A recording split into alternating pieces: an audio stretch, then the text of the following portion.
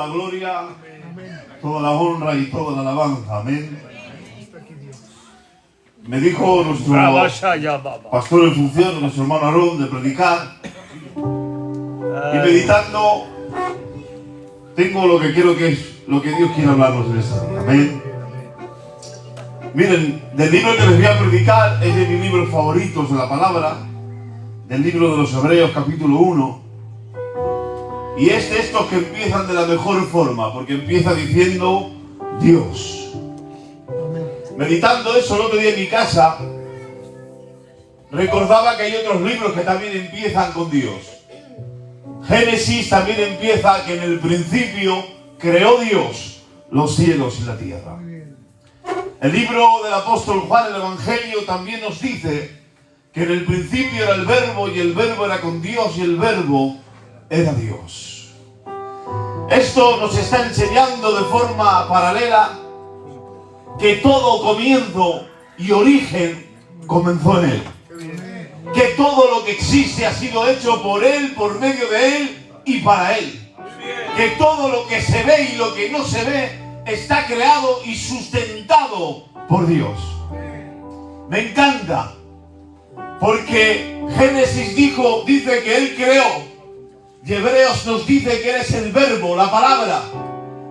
Esto es algo maravilloso y que escapa a nuestro entendimiento.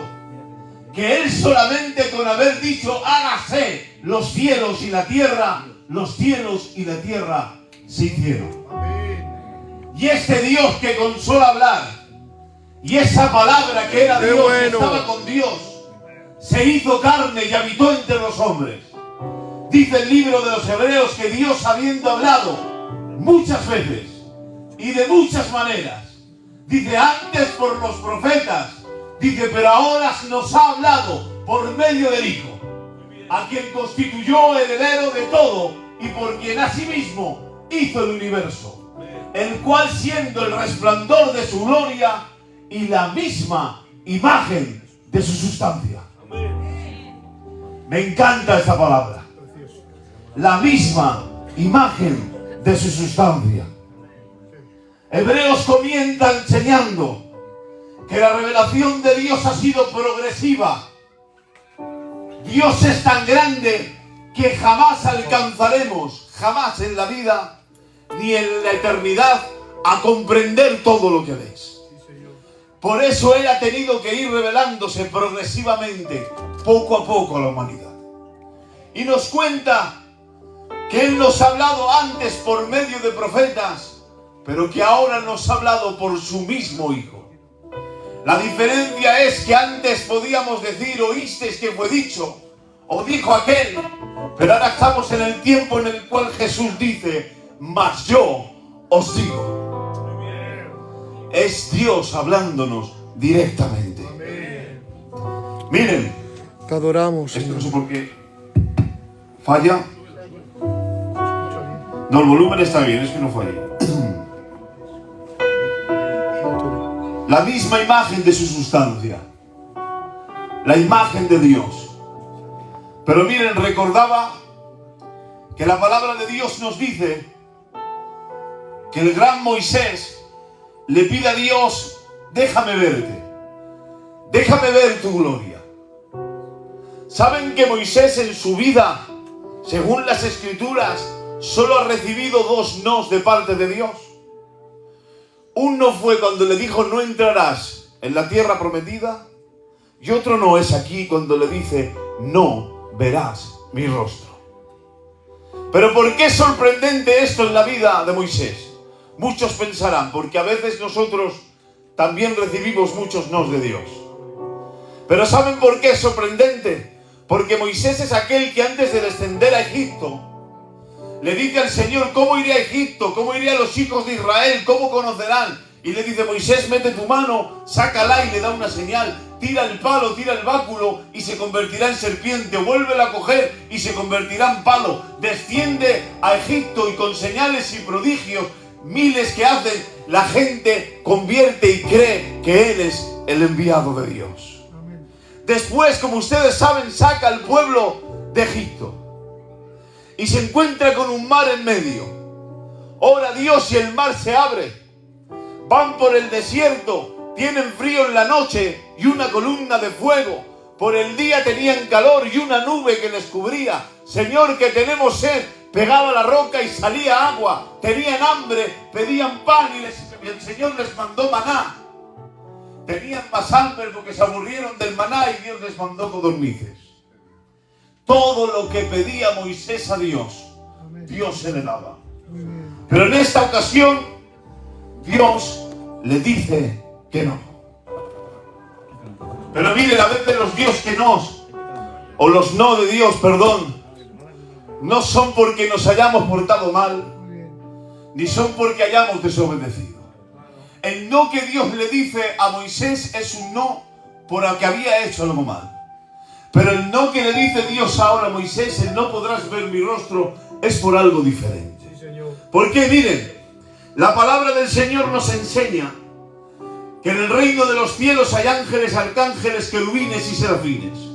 Pero a mí me llamaba la atención el oficio de los querubines. Porque los querubines, según las escrituras, son querubines protectores de la presencia o santidad de Dios. Y yo me preguntaba en mi casa y decía, ¿es necesaria para la presencia de Dios o la santidad de Dios necesita alguien que la proteja? ¿Corre peligro Dios o su santidad necesita que unos querubines le protejan? Pero meditando las escrituras me di de cuenta que era algo al contrario. ¿Por qué? Porque hay dos situaciones en las cuales aparecen los querubines. Una, aparece un querubín cuando el hombre peca, desobedece contra Dios y es expulsado del Edén. Y dice la palabra que Dios pone un querubín con una espada de fuego que se revolvía para que el hombre no entrara en el Edén. También nos dice las escrituras que cuando Dios pone el arca, le manda a Moisés que lo haga de esta forma. Le manda a poner dos querubines en el arca, los cuales estaban en el lugar santísimo. Pero ¿saben qué ocurría aquí? Los querubines que estaban en el Edén estaban prohibiendo no por castigo, sino por amor. ¿Por qué? Porque dijo Dios, si el hombre entra y come del árbol de la vida, el hombre ya no puede morir físicamente y se podría haber convertido en un pecador eterno, inmortal e irredimible. Ahora Dios, al sacar al hombre del Edén, le da la posibilidad de morir y la posibilidad de ser perdonado de sus pecados. A veces pensamos que llevar este cuerpo frágil nos hace mal, pero este cuerpo frágil también nos hace que Él pueda morir en la cruz y pagar por nuestros pecados. Que su sangre derramada pueda ser la que nos redima y algún día nos lleve al reino de los cielos. Por eso a veces las limitaciones que Dios te impone son limitaciones para tu bien y para tu salvación. Y la segunda ocasión dice la Escritura, como decía antes, que estaban los querubines en el arca del pacto. Pero si alguno lo ha leído, dicen que los querubines estaban posicionados de la siguiente forma, con sus alas extendidas mirándose uno enfrente del otro. No miraban hacia afuera, se miraban hacia adentro ellos mismos. Si yo pongo aquí unos guardas de seguridad, los guardas de seguridad van a ponerse afuera, mirando hacia afuera, para que el peligro no entre dentro. Pero si los guardas están adentro y miran hacia adentro, es porque el peligro está dentro. Le estaba recordando el sumo sacerdote cada vez que entraba: cuidado, este lugar es demasiado santo para el hombre. Mira a ver cómo entras. Aquí el pecado no se lleva bien con la santidad de Dios y puedes caer muerto. Por eso cuando Dios le dice a Moisés, no verás mi rostro, es porque no verás mi rostro y vivirás. No puedes, es imposible. Tu carne, tu cuerpo no podría resistirlo. El hombre no puede ver a Dios. Es imposible que el hombre pueda ver a Dios en la condición que estamos. Pero gracias a Dios dice su palabra en Juan, que a Dios nadie le vio jamás. Imposible. Pero sigue diciendo, pero el unigénito que estaba en el seno del Padre, Él le ha dado a conocer. Dice Jesús a Felipe, el que me ha visto a mí, ha visto al Padre. Si ahora la humanidad quiere acercarse a Dios, tiene que acercarse a Jesús. Él es el intercesor entre los hombres y Dios. Él es el puente que nos acerca a Él. Él es el que nos ha traído a Dios a la tierra para que usted y yo algún día podamos estar con Él en el reino de los cielos. Amén. ¿Cuántos lo que digan aleluya? Aleluya. Ahora bien, si en Jesús vemos a Dios, todos queremos conocerlo, ¿verdad? Y saber más de Él. Tenemos que ir a las Escrituras para conocerlo. Toda la Biblia nos habla de Él. El Antiguo Testamento apunta hacia Él y lo espera. El Nuevo Testamento lo recibe y espera su segunda venida. Pero miren, hay 4 libros en la Biblia que son especialmente para Él, que son biografías de su vida, de su ministerio, de dónde nació, dónde creció, qué predicó, qué habló, qué milagros hizo, en qué ciudades estuvo, con quién cenó. Y en los evangelios podemos ver muchas cosas sobre la vida de Jesús. Si recordamos el texto y la frase con la que me quedaba al principio, es la misma imagen de su sustancia. Y yo me preguntaba al mirar los evangelios que hablan y están dedicados exclusivamente sobre Él, ¿por qué en ninguno de ellos hay una descripción de su imagen? ¿Por qué ninguno de ellos nos habla de su aspecto? Si era alto, si era bajo, si era rubio, si era moreno.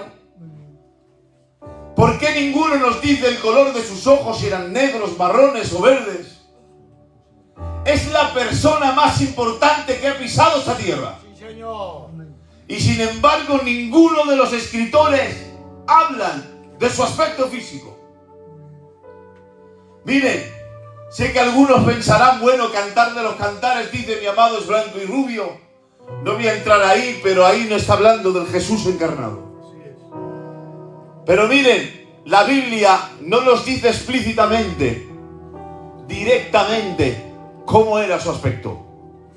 Pero sí podemos intuirlo indirectamente. ¿Cómo? La Biblia nos enseña y nos dice que cuando van a prender a Jesús hay un complot. Y en ese complot está Judas Iscariote. Judas Iscariote recibe el dinero por vender al maestro y dice, vamos, yo al que yo besare, ese es.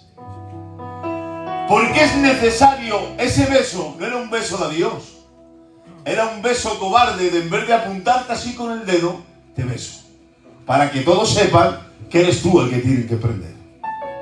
Pero el punto, ¿por qué es necesario que Jesús sea apuntado?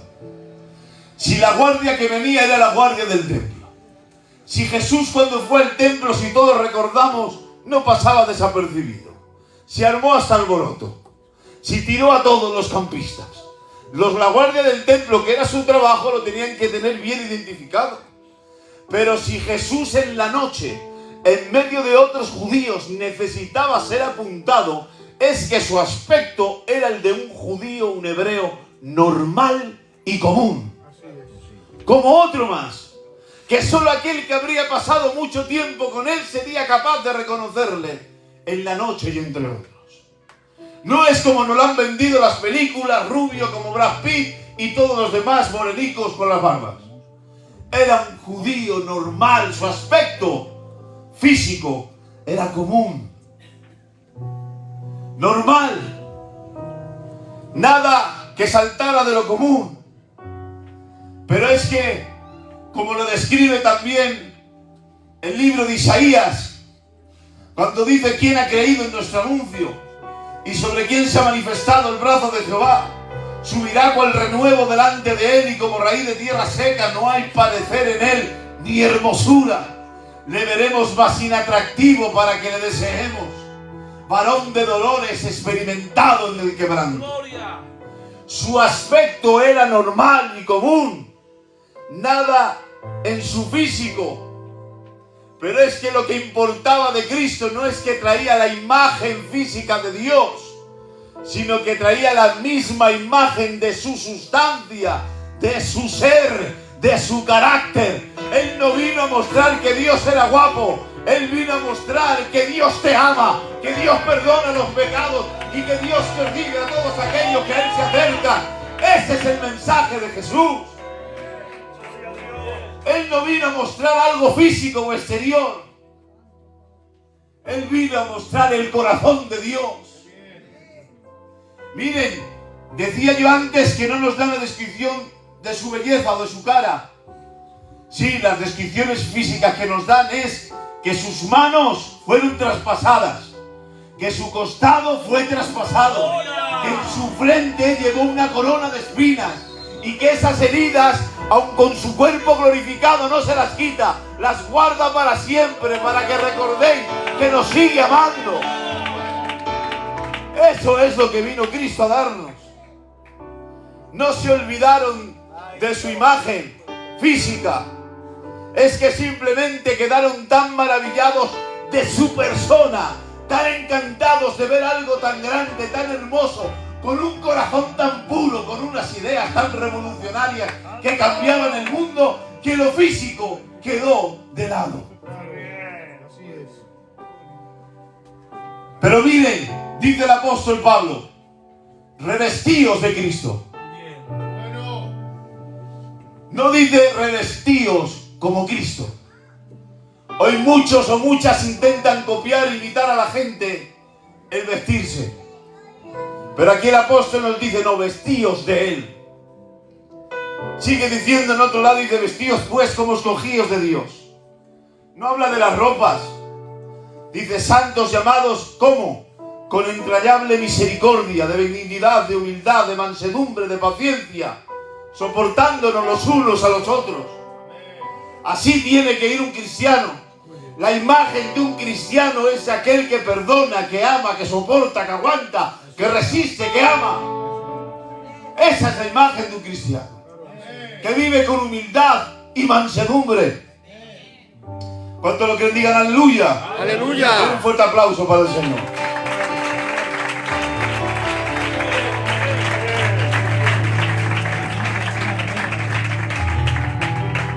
Y Jesús vino, recordaba una anécdota que le he contado alguna vez. Leyendo el libro de Billy Graham, él cuenta en una biografía que un día él iba caminando con su hijo por el campo, por el bosque, y dice que sin querer pegó una patada a un hormiguero. Y como todos saben, las hormigas salen como alguna vez hemos escuchado a unos niños bicheando, y salen todas como la batalla. Y el niño le dijo, mira papá. Y él le dijo, ojalá les podría decir que ha sido sin querer y que les podrías ayudar para reconstruirlo. Y siguieron andando. Se ve que el niño se quedó pensando y le dijo, papá, para que hagas eso, tendrías que hacerte hormiga. Y así hizo Jesús. Dice la palabra de Dios que él despojándose. Dice, no estimó el ser igual a Dios como cosa que aferrarse, sino que se despojó a sí mismo, tomando forma de siervo y hecho semejante a los hombres. ¿Saben para qué? Para traerle un mensaje que ni los ángeles podían traer, ni ningún profeta. Para traer el mensaje de la cruz, solo Él lo podía traer. A eso vino Cristo, a enseñarnos el corazón del Padre. Pero miren, qué mal queda cuando uno habla de sí mismo. Si yo ahora diría yo soy, yo he hecho, yo hago, chirría vanidad, ¿verdad? Qué feo queda cuando un hombre, una persona, habla de sí mismo. Pero dice la palabra que Jesús es el más humilde que ha habido en la historia de la humanidad. Nadie más. Como decía ahora hace un segundo, dice, haya pues en vosotros este mismo sentir como Cristo Jesús, el cual no estimó el ser igual a Dios, sino que se despojó a sí mismo tomando forma de siervo, hecho semejante a los hombres, y estando en la condición de hombre, se humilló a sí mismo, haciéndose obediente hasta la muerte y muerte de cruz. Más humilde que Jesús no hay. Por eso yo cuando meditaba en esto, me di cuenta que aquí se ve obligado a hacerlo. Porque si está feo o suena vanidoso hablar de sí mismo, pero sin embargo no había otra forma de poder expresar quién es Dios sino el mismo Dios. Por eso Él tiene que decir, a pesar de que es humilde, yo soy el pan de vida. Yo soy el pan que descendió del cielo. Y si alguno comiere de ese pan, vivirá para siempre. Porque este pan es mi carne, que la doy por el mundo. Dice, yo soy la puerta. El que por mí entrare será salvo. Dice, yo soy la verdad y la vida, y nadie viene al Padre si no es por mí. Dice, yo soy el buen pastor, y el buen pastor da su vida por las ovejas.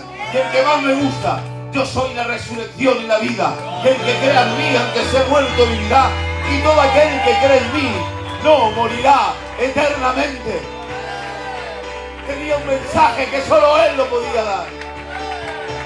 Fuertes aplausos para Dios.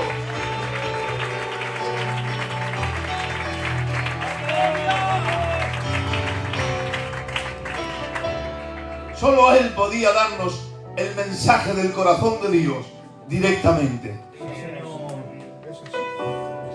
Pero miren, así como el hijo pródigo dice la palabra, dice, y volviendo en sí, y dijo, en la casa de mi padre hay abundancia de pan. Quiera Dios que el Espíritu Santo use también ese mensaje de Cristo para recordarnos que en la casa de este Padre hay abundancia de misericordia.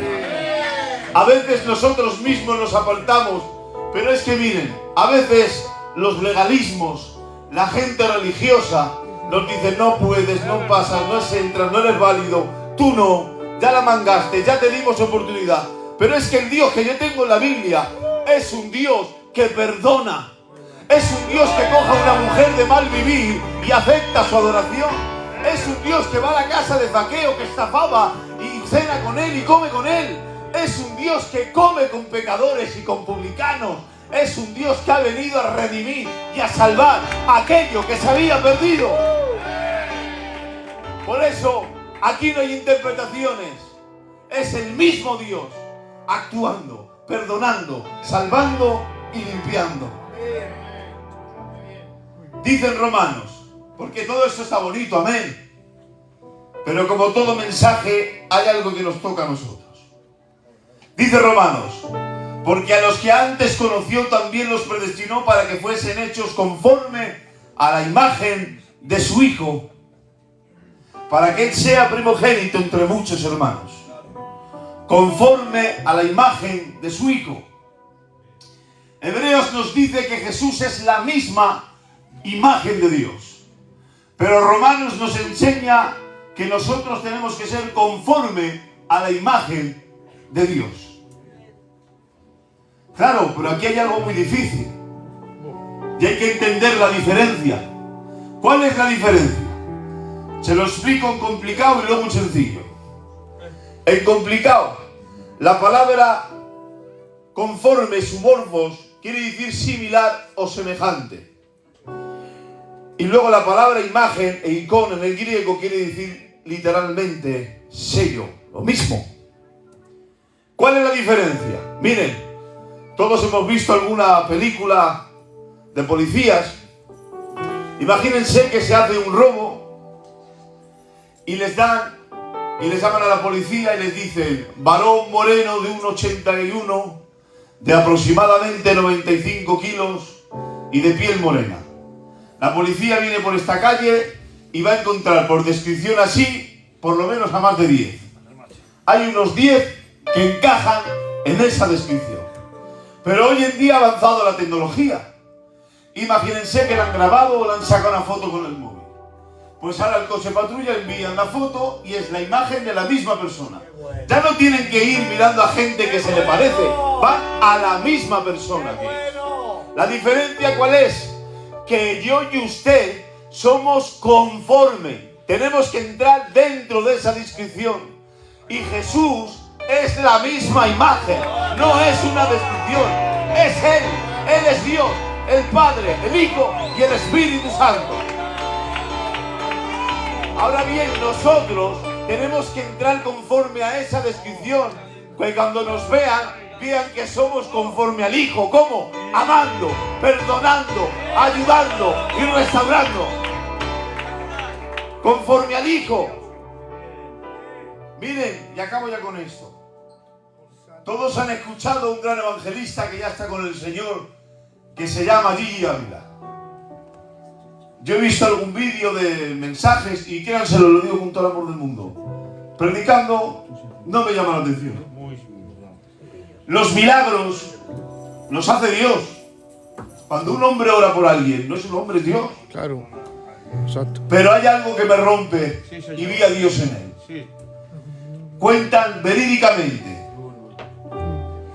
que a este hombre, su yerno, mató a su hija. Él cuenta que él se metió en ayuno, porque él decía, no quiero tener esto que se me está formando en el corazón. Se metió en ayuno. Creo que a los 9 días, si no recuerdo mal, el Señor le dijo, ve que le he perdonado, que lo he salvado. Se levantó, fue a la cárcel, le abrazó, le predicó y le perdonó. Aquel que había matado a su propia hija, él le estaba brindando el perdón. Ahora su yerno, asesino de su hija, está en la cárcel, pero predicando el evangelio a todos los presos. Es algo imposible, pero ahí veo a Dios. Y ahora entiendo por eso cuando Jacob ve a Esaú, que tenían ruina entre ellos, que tenía miedo Jacob diciendo, mira la que le he mandado, le roba la primogenitura, le roba la bendición, cuando me vea me mata, jurado que me mata. Pero ahora cuando ve a su hermano y ve que su hermano le espera con los brazos abiertos, Jacob le tiene que decir, tu rostro ha sido para mí como el rostro de Dios. Miren, ¿saben qué ocurre? Que a veces pensamos que lo de que la gente vea a Dios en nosotros es tener un testimonio intachable. Olvídese de eso. Es no haber fallado jamás. Olvídese de eso. Todos hemos fallado. Todos hemos hecho algo. Pero que la gente vea a Dios en nosotros es cuando somos capaces de perdonar, de levantar, de dar oportunidades, de ayudar al herido, de levantar al caído, de que aquel que no tiene fuerza le ayudamos, oramos juntos y adelante. Ahí la gente verá a Dios. Con fallos, pero con amor. Porque el amor todo lo puede. ¿Cuántos que digan aleluya? Y termino con este texto.